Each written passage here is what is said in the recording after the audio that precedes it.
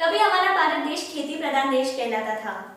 किसान हितों के वादे करके कई सरकारें आई गई, सभी ने किसान हितों के वादे किए, लेकिन दुर्भाग्यवश किसानों के हाथ आज तक कुछ नहीं लगा। पिछले 3 दशकों में सभी बड़े किसान परिवार अपने परिवार के पालन पोषण में आहिस्ता आहिस्ता अपनी जमीनें व्यापारियों को बेच बेचकर अब छोटे किसानों की सूची में आ गए। छोटी जमीन में खेती करके परिवार चलाना असंभव है। परिणाम में महानगरों की आबादी बहुत तेजी से बढ़ रही है। उस रफ्तार से वहां की आधारभूत संरचना का विकास कई कारणों से नहीं हुआ। हमारे पॉलिटिशियंस प्रोजेक्ट्स के नामकरण या पुराने नाम को विकास पूर्वक बदलने में ही अपनी पूरी शक्ति और समय इतना खर्च कर रहे हैं कि दूर दूर तक विकास होने की कोई संभावना दिखाई नहीं पड़ रही है।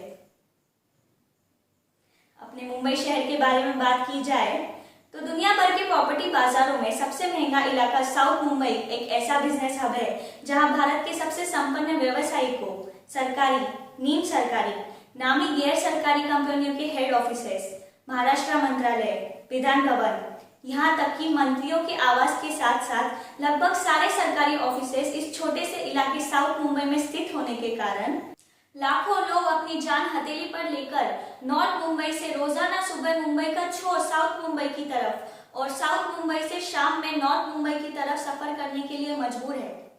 यहाँ इंसान की जान इतनी सस्ती हो गई है कि रोजाना सिर्फ लोकल ट्रेन हादसों में 10 लोग मर जाते हैं और 15 लोग जख्मी हो जाते हैं। बाकी स्टैटिस्टिक्स डिस्कस करेंगे तो आपका दिमाग ब्लास्ट हो सकता है। हमारी सांसद और विधान परिषद पूर्वाग्रह से ग्रस्त संस्थाएं हैं।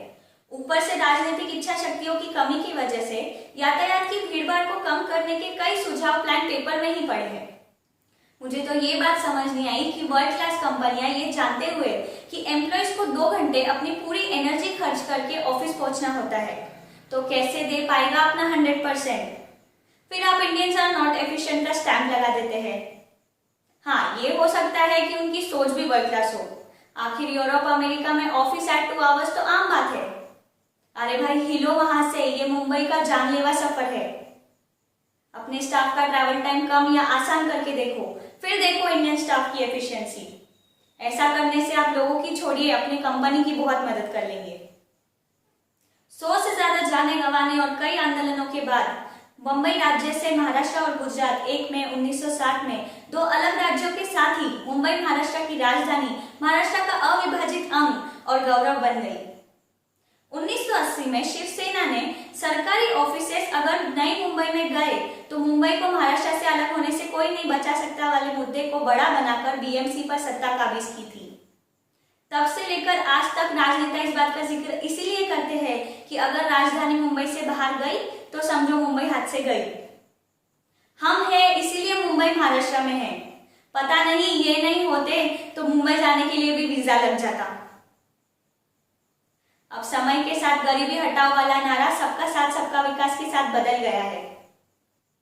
मैं महाराष्ट्रियन होने के नाते सभी केंद्र और राज्य के राजनेताओं से इस वीडियो के माध्यम से नम्र निवेदन करती हूँ कि आपकी इन राजनीतिक इच्छाओं की कीमत देश में होने वाले आतंकी हमलों के नुकसान से 10 गुना ज्यादा जाने गंवाकर मुंबई वासी चुका रहे हैं।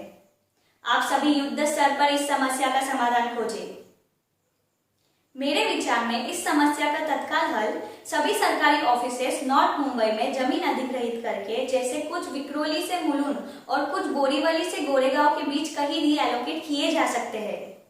सेमी गवर्नमेंट ऑफिसेस तो मुंबई के बाहर भी बिना कठिनाई के जा सकते हैं, जिसमें खर्चा भी कम होगा, लोगों का ट्रैवल टाइम एवरेज 2 घंटे प्रतिदिन तक कम होगा, हजारों जानें बचेगी, यातायात की समस्या पर भी नियंत्रण पाने में आसानी होगी, ईंधन में बचत होगी, प्रदूषण भी कम होगा, मराठी अस्मिता भी बनी रहेगी और सबसे खास बात मुंबई कर अपने परिवारों को कुछ समय दे पाएगा। क्या कहते हो आप? नीचे कमेंट सेक्शन में अपने विचार जरूर लिखें। जय महाराष्ट्र।